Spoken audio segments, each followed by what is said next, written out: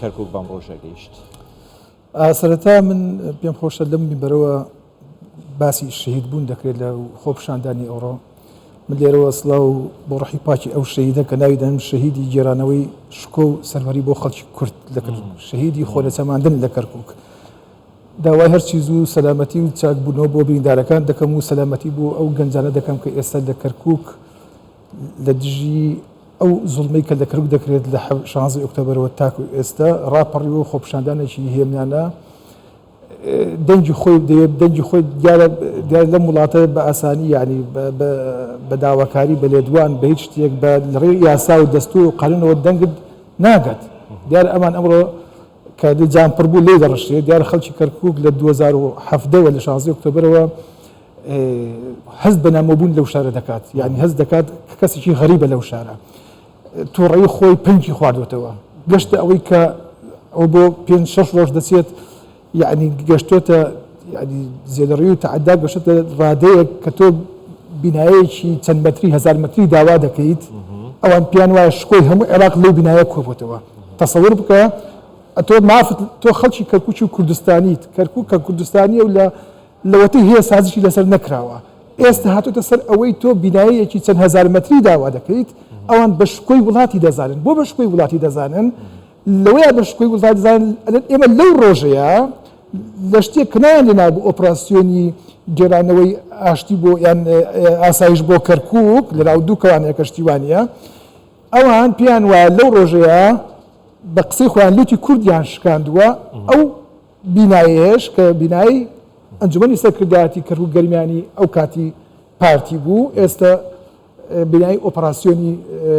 ئەو بەشە لە عێراق پێیان وایە ئەو بینایە ڕەمزی لوتشکانی کووردە نابێت ڕادەستی کورد بکرێتەوە دەشزانن ئەو بینایە کڕا دەست کرایەوە ئاڵای کوردستانی لەسەر دەشەکێتەوە بۆیە پیان وایە ئەمە شکاندنی شکۆ و کرامەتی ئەوانی پیان وایە ئەگەر پارتی بگەڕێتەوە ئەم بارەگانە تەسلیمی بە پارتی بکرێتەوە ئیتر کورد بە تەواتی دەگەڕێتەوە کەرکووک ینی لە دەستی ئەوان نەمێنێ زیاتر ترسەکەیان لە هەژمونی پارتی هەیە بە دڵنیاییەوە ئەوان پێیان وایە و لە دروشمەکانشیانە ئەگەر ملاحەزەت کردی بێت ئەو خێوەتانی کە هەڵیان داوە دروشمەکان ئەگەر تێبینی بکەن یەکێک لە دروشمەکان خۆم بەرچاوم کەوت دەلێ بە عەرەبیەکەی جارێ دەیلێم دەلێ لا نەسمح بەعودەت الپێشمەرگە إلى کەرکووک ڕێگا نادەین پێشمەرگە بگرێتەوە کەرکووک. لە کاتێکە ئێمە تەنها داوای بینایەکمان کردو واتە گەڕانەوەی پارتی بۆ کەرکووک بە مانای گەڕانەوەی پێشمەرگە بە مانای گەڕانەوەی کورد بە مانای گەڕانەوەی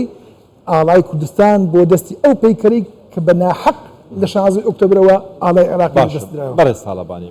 ئەمەی ئێستا گەنجان و لاوان و خورتەکانی هاوڵاتیانی کورد لە کەرکووک دەیکەن بەم شێوەیە شتێکی باشە؟ من پێم وایە وەکو پێشترش باسم کرد ئەمە تووڕێکی پەنگ خواردووە لە 16 ئۆکتۆبری 2017 ئەو 6 ساڵە ئەو خەڵکە ناچاری لەبەر کۆمەڵێک هۆکار ئەو وەزعی قبول کردووە. یەکێک لە هۆکارەکان ئەوە بووە کە کەرکووک ڕاستە پارتی لێنەوە بەڵام کۆمەڵێک حزب لێوە بوونە لە کەرکووک یعنی ئەم حزبانە هەمیشە هەوڵیان داوە کوردەکان بەوە قەنەعەت بکەن کە لێ بمێننەوە و یعنی بە جۆرێک لە جۆرەکان تەسلیم بە ئەمری واقع بن یعنی بەداخەوە یعنی تۆ دەبینیت ئەوە ماوەی 6 ساڵە لە 2017 ئەو شارە لەلایەن ئەسکەرەوە داگیر کراوە یعنی شارێک بە ئەسکەری کراوە خەڵکی کەرکووک خەڵکی ئازادی کەرکووک ئێستا خەڵکی کەرکووک لەسەر جادەیە داوای مافی خۆی دەکات داوای مافێکی شەرعی خۆی دەکات مافێکی یاسایی خۆی دەکاتن. پێویستە ئەم هاوڵاتیانە چی بکەن بۆ ئەوەی ئەم ڕوویە جوان و مەدەنی و سڤیلانەی کە ئەمڕۆ پێشانیاندا بەردەوام بێتن؟ لە ئێستا ئەبەی کە کراوە مافێکی شەرعی و یاسایی و دەستوری خەڵکە کە خۆپشاندان بکە بۆ گێڕانی مافەکانی خۆی. ئەمە ڕاستە باسی بارگایەکی پارتی دیموکراتی کوردستانە بەڵام ئەوەی کە ئێستا هەیە ئەمە خەڵکی کەرکووکە ئیدی ئەو کاتە تۆ جیاوازی نابینیت لەنا ئەو خۆپشاندرانە خەڵکم بینی داوای لە پافڵ تاڵەبانی دەکرد کە بەجوات بێت یان داوای لە جنابی سەرۆک بارزانی دەکرد ینی داوا لە حزبەکان دەکرد کە هەموویان با بەیەکەوە بین ئەمڕۆ ڕۆژی ئەوەیە دەست لە ناو دەست بین ڕۆژی ئەوە نیە یەکتر بشکێنینەوە زۆر بەداخەوە داخلەوە دەخۆم 5 ڕۆژە ئەو ڕێگای نێوانی هەولێر و کەرکووک گرتراوە بەرژەوەندی خەڵک کەوتۆ دەبەر مەترسی گەڕەکەکان تووشی دەیان نەخۆشی و ناخۆشی بوونە بۆی تەپوتۆز و خۆڵ و هەندێک جار شەوان دەسن تەعەدا و دزیش لە دوکانەکان دەکەن سەرباری ئەو هەمووە بەداخەوە ئێمە حاڵی ئێمە بەم وەزعەیە و حاڵی ئەوانش ئاوایە کە تەعەدا لە ئێمە دەکەن دەبینم یعنی دوو لایەنی سیاسی لە کوردستان دەجاتی ئەوەی بێن هاوکاری خەڵکەکە بن دەجاتی ئەوەی بێن دەست لە ناو دەست بنین و بۆ ئەوەی ئەم وەزعە لە کەروک چاک بگرێتەوە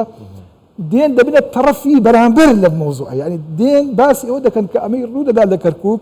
یعنی بەداخەوە ئەمڕۆژ من بەیاننامەیەکم بینەوە دووەم بەیاننامەی یەکێتی نیشتیمانیە لەم هەفتەیە دەری دەکات دەڵێ ئەمە سیناریۆیە پێ ناگەم ئەی تۆ تەنها یعنی ئیرەی و حەسوودی بۆش دەبێت کە خەڵکی کاتووە داوای بارگای خۆی دەکات بۆ تۆش وەکو ئەوان دەلێ ئەو بارگایە شکۆی عێراقە خۆیان ئەو بارگای شکۆی عێراق نابێت تەسلیم بکردەوە خۆی ئەمڕۆ بەیانەکەی ئەوانشم بینیوە دەڵێن کاکە خۆ بارگای دیکەی هەیە یعنی شەرتە ئیلا ئەو بارگای یعنی بۆ ئەوان سەروەری و شکۆی بۆ ئێمە شکۆ دەبێت کە داوای بکەینەوە بەداخەوە دەبینم لەم هەفتەیەیە دوو بەیاننامە دەرکراوە لە جاتی ئەوی پشتگیری کورد بکات پشتگیری لایەنەکەی دیکە دەکات ئەمە یەک دوو ئەم بەیاننامانی کە ئەمڕۆ بینیم و هەفتەیە پێش ئێستش بینیم چی بەبیرهێنامەوە هەمان ئەو ڕۆژانەی 16 ئۆکتۆبری بەیادێنامەوە کە میدیاکانی ئەو دوولایەنە ڕووماڵی پێشڕەویەکانی حەشد و سوپای عێراقی دەکرد بەرەو هەولێر لە کاتێکە چاپێکەوتنیان لەگەڵ حەسەن پلایسێک و چەتێکی ئەسایی بوو چێوکی ئەکرد دەیانگوت ئەوان دەیانگوت ئێمە دەچین ئەو تەمەڕۆجەش لە هەولێرش ناهێلین ئەمە ڕووماڵی ئەوەیان دەکرد لە کاتێکا پێشمەرگە لە پردێ مقاومەی دەکرد مقاومەی پێشمەرگە ڕووماڵ نەدەکرا مقاومەی چەدەکانی حەشدی شەعبی و هێزەکانی بەڕێز تاڵەبانی جەنابەت دەڵێ کە وەکو 16 ئۆکتۆبرم بەبێر هاتەوە کە ئێستا ئەم وەزع دەیبینم بەشێک لە خۆپێشاندەران باسییان لەوە دەکرد کە ئەو وەزعی کە ئەمڕۆ بۆ ئەمری واقع لە کەرکووک ئەم خۆپێشاندانانە وەکو زیاتر ڕاپەرینی ساڵی 1991یان بەبیر هاتووتەوە پێویستە سەرکردایەتی سیاسی کورد چی بکاتن ئێستا وەزعەکە نالەبارە لە کەرکووک من پێم وایە هەرچی زووە سەرکردایەتی سیاسی کورد دەبێت یعنی پەلە لەوە بکات کە لانی ئەم ڕووداوی کە لە کەرکووک هەیە وا بکە کۆیان بکاتەوە وا بکە کە کورد پێیان بڵێت یعنی کورد ئەمڕۆ یەک کتاب و یەکگوتاری سیاسیە ئەمڕۆ چی زووە ئەمڕۆ نەگاتە بەیانی ئەم شەو نەگاتە بەیانی سەرکردایەتی سیاسی کورد بڕیاری خۆی بدات چەند سێکە و دەرفەتێکە هاتوتە پێشەوە ئەوەتان ڕۆڵەی گەلەکەمان لە کەرکووک شەهید دەکرێت ئەگەر ئەمنەتان جوولێنێت چی ئەتان جوولێنێ خۆ بە چای خۆتان دەبینن گەنجەکانی ئێمە لە کەرکووک تەبعاً خەڵکی کەرکووک بە درێژایی مێژوو نامبوونی قبول نەکردو لە کەرکووک بە درێژایی مێژوو لە زمانی سەدابێش بەداخەوە لە 16 ئۆکتۆبر تا ئەمڕۆ خۆی بەنامەوە بینێت بەداخەوە خەڵکی کەرکووک هیچ کاتێک هەموو هەمیشە ڕوحی مقاومەتیان تێدا بووە هەمیشە کەرکووک ڕوحی مقاومەتی هەبووە بەڵام دەستەمەوە کراوە لە ماوەیەکی دەستەمە 6 ساڵێکە دەستەمەوە کراوە خۆی بەنامەوە بینێت لە کەرکووک بەڵام تەقیەوە ئەو تووڕەیی کە لە ناخیان نابوو ئەو ڕۆتەقیەوە تووڕەیەکە و پێش وایە دەبێت بە زووترین کات سەرکردایەتی سیاسی چی بەغدا پێشبینیەک ئەەکەی بۆ تووڕەبوونی وەڵی پێشبینیەوەکەم بەغدا ئەم شەو بێنێتە سەر خەت کە سەرۆک کۆمارمان کووردە دەبێت جوولێ بکات قسەی خۆی بێ لەم بابەتە ناکرێت شەهیدمان هەیە لەو لاوە سەرۆک وەزیران کە بڕیارێکی بڕۆ سەرۆک وەزیران با بڵێن بە عەرەبی دەڵێن قائیدی عامی قوات ینی سەرکردەی هێزە چەکدارەکانی عێراقا هەر هێزێک لەوێ دەکرێت بە ئەمری ئەو بجوولێیان یان نەجوولێیان هەر شوێنێک بێت مهم ئێستا کە ئەو وەزعی لە کەرکووک هەیە ئەمڕۆ لە کەرکووک ئۆپراسیۆنی هاوبەش حاکمە لە کەرکووک محافظ کەسێکی کارتۆنە لەوێدا دراوە ئەوان ئەیجوولێنن ئەوەی کە لە کەرکووک حاکمە میلیشیاکانی حەشدی شەعبیە ئەوانە حاکمن دەبێت سەرۆک وەزیران ئەمڕۆ هەڵوێستی هەبێت ئەوەی کە ئێستا هەیە لە کەرکووک جوولەیەکی دیموکراسیە جوولەیەکی دەستوریە خۆپشاندانێکە داوای ماف دەکات خۆ نهاتووە داوای ئەوە بکات کە عەرەب و تورکمان لە کەرکووک بکالێم تورکمانە بەستم تۆڕانیەکانە بەبەست ئەوە نییە کە تۆ بێت بەدژی ئەوانە ڕاپەڕیت و کاک بەختیار بەڵام هەر ئێستا پیان ڕاگەاندم کە سەرۆک وەزیرانی عێراق محەممەد شیع سوودانی لە جیاتیەوە بچێ بڕیارەکەی خۆی جێبەجێ بکاتن بەنامێکی دەرکردووە کە ئەوەی ڕوودەداتن لە کەرکووک ئاژاوەگێڕن پێویستە هێزە ئەمنیەکان ئەمانە دەستەسەر بکەن زۆر بەداخەوە